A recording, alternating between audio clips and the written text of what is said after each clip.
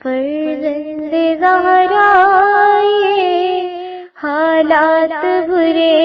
ہیں۔ کاشانہ بصیرت ایک ایسا مکمل یوٹیوب چینل جس پر محروم بصارت کے لیے بالخصوص اور تمام افراد کے لیے بالعموم سینکڑوں کی تعداد میں اسلامی کتب دستیاب ہیں۔ لہذا گزارش ہے کہ آپ اپنی ذمہ داری نبھاتے ہوئے کاشانہ بصیرت کو سبسکرائب کرنے کے ساتھ ساتھ بیل آئیکن کو پریس کیجئے تاکہ آپ علم کے حصول کے ساتھ ساتھ مذہب اہل بیت کی اشاعت میں بھی اہم کردار ادا کرتے رہیں۔ کاشانہ بصیرت۔ فرزند زہرا یہ حالات برے ہیں۔ بسم اللہ الرحمن الرحیم۔ اب ہم کتاب سیرت حضرت امام حسن عسکری علیہ السلام کے پارٹ نمبر 3 کا آغاز صفحہ نمبر 22 سے کر رہے ہیں۔ ہیڈنگ ہے نمبر 1 علمی کاوشیں۔ حکومت عباسی کی طرف سے آپ پر جو ناروا پابندیاں عائد کی گئی تھیں اور آپ کے لیے حالات نامساعد تھے، آپ وسیع پیمانے پر اپنی علمی کاوشوں کو ملک کے تمام افراد تک نہ پہنچا سکے، لیکن اس کے باوجود بھی آپ نے کچھ ایسے شاگردوں کی تربیت کی جنہوں نے اپنی بساط کے مطابق اسلامی علوم و معارف کی نشر و اشاعت میں سعی و کوشش کی اور دشمنان دین کے شکوک و شبہات کا اس حد تک ازالہ کیا کہ انہیں دین اسلام کے خلاف پھر بات کرنے کی جرأت نہیں ہوئی۔ شیخ طوسی رحمۃ اللہ علیہ نے امام حسن عسکری کے شاگردوں کی تعداد 100 سے زائد بتائی ہے، اور وہ کتاب رجال طوسی جلد نمبر 1 صفحہ نمبر 427 اور اس کے بعد کے صفحات میں لکھتے ہیں: ان مذکورہ افراد میں احمد بن اسحاق اشعری قمی، ابو ہاشم داؤد بن ہاشم جعفری، عبداللہ بن جعفر عمیری، ابو عمرو عثمان بن سعید عمری، علی بن جعفر اور محمد بن حسن صفار جیسے درخشندہ چہرے برجستہ شخصیات مردان باخدا بھی نظر آتے ہیں، جن کی خدمات اور کوششوں کی تفصیل ہماری طاقت سے باہر ہے۔ ان کے قابل فخر اور سبق آموز کارنامے کتب رجال میں موجود ہیں۔ ان شاگردوں کی تربیت کے علاوہ اکثر و بیشتر اوقات مسلمانوں کو درپیش آنے والی مشکلات اور ناقابل حل مسائل کو ان کے علاوہ کوئی شخص حل کرنے پر قادر بھی نہیں ہوتا تھا، تو آپ اپنے خداداد علم، امامت اور مخصوص تدبیر سے ایسا حل کر دیتے تھے کہ ہر دوست اور دشمن کو آپ کی عظمت کا اعتراف کرنا پڑتا۔ ہم اس مقام پر صرف ایک نقطے کو بیان کرنے پر اکتفا کرتے ہیں، جسے شبلنجی نے نور الابصار صفحہ نمبر 167 میں، ابن شہر آشوب نے مناقب آل ابی طالب جلد نمبر 7 صفحہ نمبر 425 میں، علی بن عیسیٰ اربلی نے کشف الغمہ جلد نمبر 3 صفحہ نمبر 219 میں، ابن حجر نے سوائق محرقہ صفحہ نمبر 207 میں، اور ابن صباح مالکی نے فصول محمد صفحہ نمبر 304-305 میں لکھا کہ ایک سال سامرہ میں بڑی سخت قحط سالی نے تباہی مچا دی۔ خلیفہ وقت معتمد عباسی نے اپنی رعیت کو حکم دیا کہ نماز استسقاء ادا کریں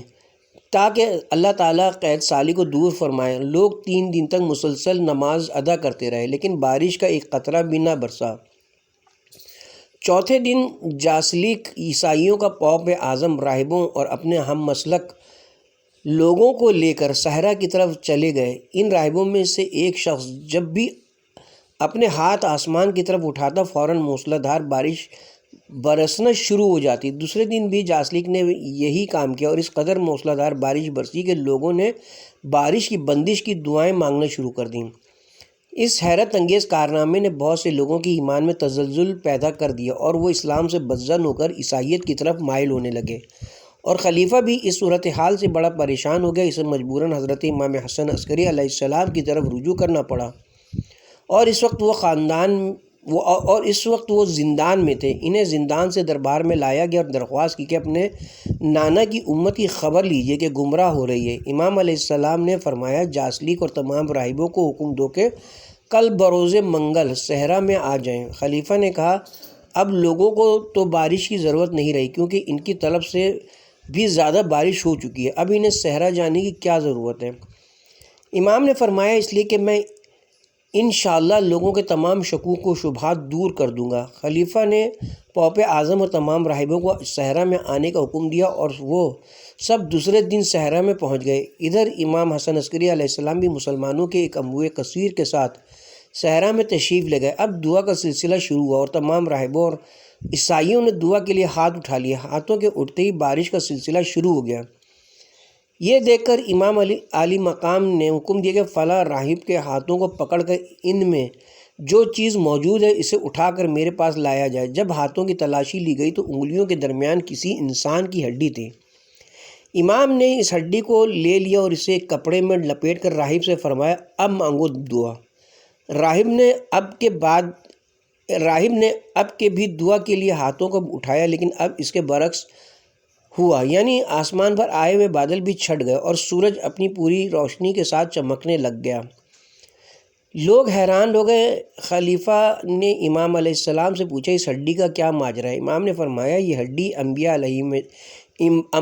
الہی میں سے کسی نبی کی ہے جو اس کی قبر سے اٹھائی گئی ہے، اور جس کسی بھی پیغمبر کی ہڈی کو ظاہر کیا جاتا ہے تو بارش برسنے لگ جاتی ہے۔ یہ سن کر خلیفہ اش کر اٹھا اور امام علیہ السلام کی تعریف و تمجید کی۔ پھر اسی ہڈی کو دوبارہ آزمایا گیا تو امام علیہ السلام کا فرمان سچ ثابت ہوا، اور یہ واقعہ اس بات کا باعث ہوا کہ امام علیہ السلام کو زندان سے رہا کر دیا گیا اور لوگوں کے دلوں میں آپ کے احترام میں اضافہ ہو گیا،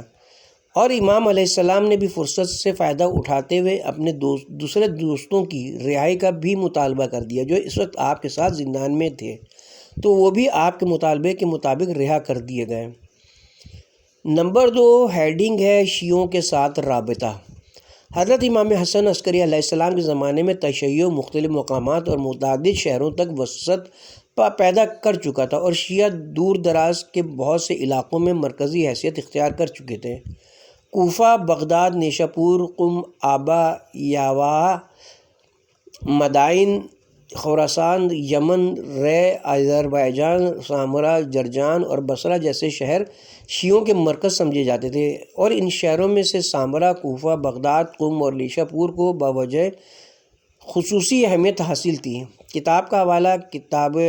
حیات الامام العسکری، شیخ محمد جواد طبسی، صفحہ نمبر 223 تا صفحہ نمبر 226، شیخ محمد حسین مظفر کی کتاب تاریخ الشیعہ، صفحات نمبر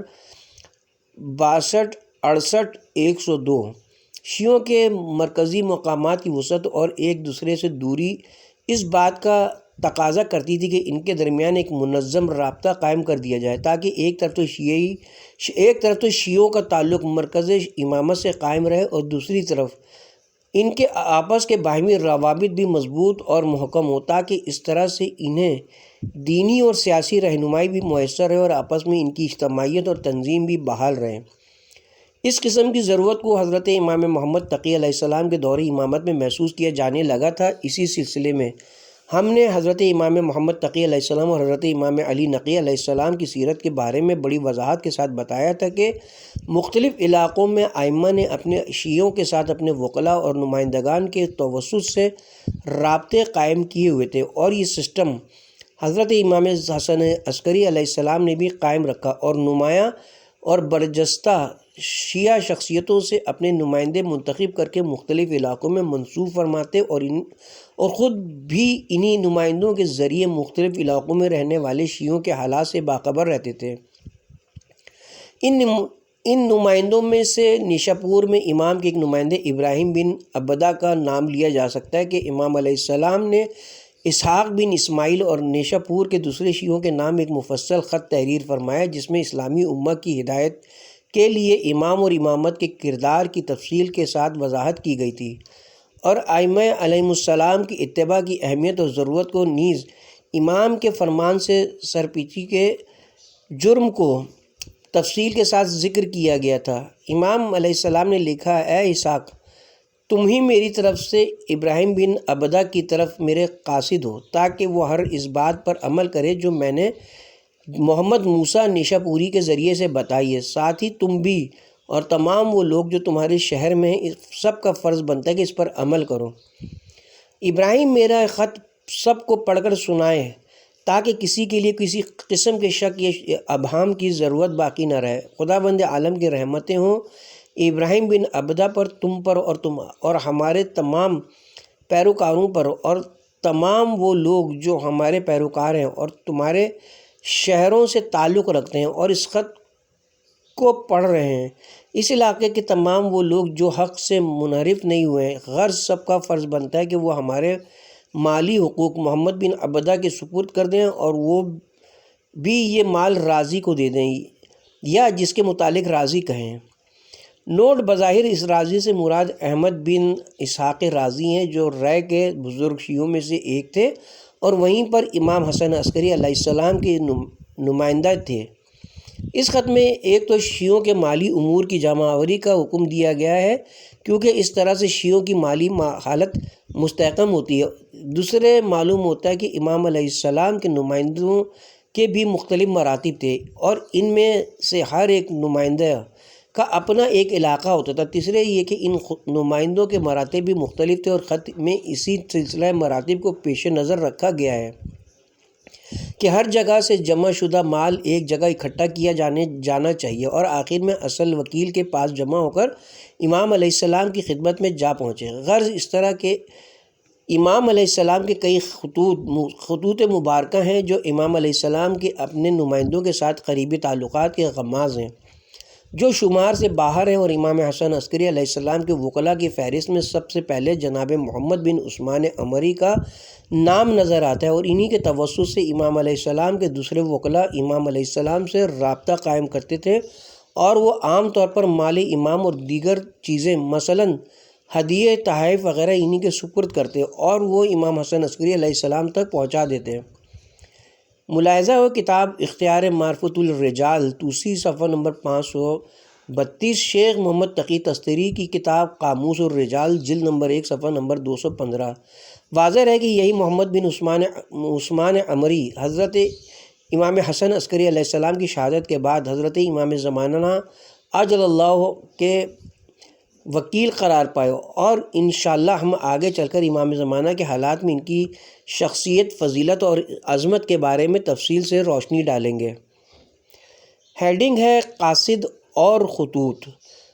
حضرت امام حسن عسکری علیہ السلام نے اپنی شیعوں اور پیروکاروں کے ساتھ رابطہ قائم کرنے کے لیے جہاں اپنے وکلاء مقرر کیے وہاں پر انہوں نے اپنے قاصدوں اور ایلچیوں کے ذریعے بھی اپنے تعلقات قائم رکھے ہوئے تھے اور وہ اس طرح سے ان کی مشکلات کو حل فرمایا کرتے تھے۔ اس سلسلے میں یہاں ہم امام علی مقام علیہ السلام کے ایک قریبی دوست ابو الادیان کی سرگرمیوں کو بطور نمونہ پیش کرنے کی سعادت حاصل کرتے ہیں۔ ہم یہاں پر یہ بھی عرض کرتے چلیں کہ ابو الادیان کا اصل نام علی تھا، بصرہ کے رہنے والے تھے، 3 صدی ہجری میں انتقال فرمایا۔ ان کی اصل کنیت ابو الحسن ہے اور ابو الادیان اس لیے کہتے ہیں کہ کیونکہ وہ مختلف ادیان کا گہرا مطالعہ رکھتے تھے اور نہیں ادیان کے پیروکاروں کے ساتھ مناظرہ کیا کرتے تھے اور انہیں لاجواب کر دیتے تھے۔ ملاحظہ ہو محمد علی مدرس تبریزی کی کتاب ریحانۃ الادب جلد نمبر 7 صفحہ نمبر 570۔ ابو الادیان کا اس قسم کی ماموریت کے لیے انتخاب اس بات کی دلیل ہے کہ امام علیہ السلام ہر خصوصی کام کے لیے لائق اور شائستہ افراد کا انتخاب فرمایا کرتے تھے۔ چنانچہ ابو الادیان حضرت امام حسن عسکری علیہ السلام کا نامہ و پیام لے کر آپ کے پیروکاروں شیعوں تک پہنچاتے تھے اور اس کے ساتھ ہی ان کی طرف سے خطوط و پیغامات، مشکل سوالات یا مشکلات اور خمس اور تحفے تحائف امام علیہ السلام کی خدمت میں سامرا پہنچاتے تھے۔ ان کی سلسلے کی آخری خدمت جو امام حسن عسکری علیہ السلام کی زندگی کے آخری دنوں میں انجام پائی، اسے امام کی شہادت کے حالات میں بیان کریں گے۔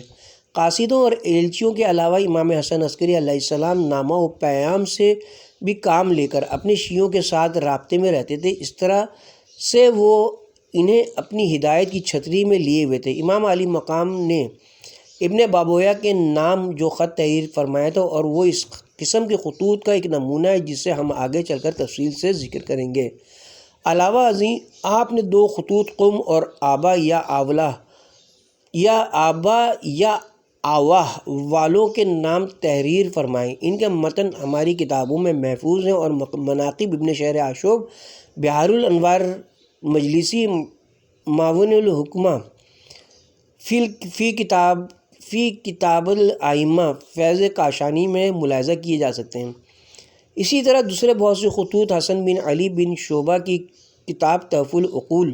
صفحہ نمبر 486 میں ملاحظہ کیے جا سکتے ہیں۔ روایات اس بات کی نشاندہی کرتی ہیں کہ امام حسن عسکری علیہ السلام نے 8 ربیع الاول سن 260 ہجری صبح کے وقت اپنی شہادت سے کچھ دیر پہلے بہت سے اہل مدینہ کے نام بھی خطوط ارسال فرمائے۔ بہار الانوار مجلسی جلد نمبر 50 صفحہ نمبر 331۔ نمبر 3 ہیڈنگ ہے سیاسی سرگرمیاں۔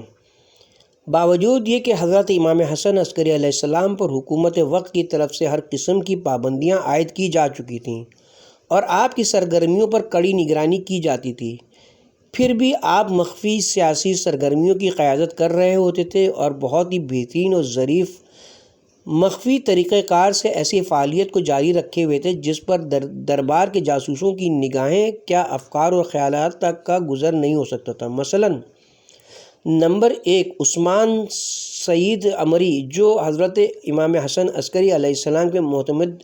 ترین دوست اور قریبی ترین ساتھی تھے اور امام کی طرف سے وکالت کا شرف بھی حاصل تھا، اور آپ یہ کام روغن فروشی یعنی گھی یا تیل فروشی کے کاروبار کے ضمن میں کیا کرتے تھے۔ حضرت امام حسن عسکری علیہ السلام کے جو شیعہ اور پیروکار امام کے حضور اپنے اموال خمس یا دیگر تحائف بھیجنا چاہتے تو وہ عثمان عمری کے سپرد کر دیتے اور وہ اپنے تیل کے برتنوں میں چھپا کر امام علیہ السلام کی خدمت میں پہنچاتے تھے۔ اس طرح کے بہت سے واقعات ایسے ہیں جن سے ظاہر ہوتا ہے کہ امام کا اپنے عقیدت مندوں، شیعوں اور پیروکاروں کے ساتھ رابطہ کس طرح برقرار رہتا تھا۔ اس کے ساتھ ہی ہم یہاں پہ کتاب کے پارٹ نمبر 3 کا اختتام کرتے ہیں اور کتاب کے پارٹ نمبر 4 کا آغاز صفحہ نمبر 33 سے کریں گے۔ نمبر 4 ہیڈنگ ہے مومنین کی حمایت اور مالی معاونت۔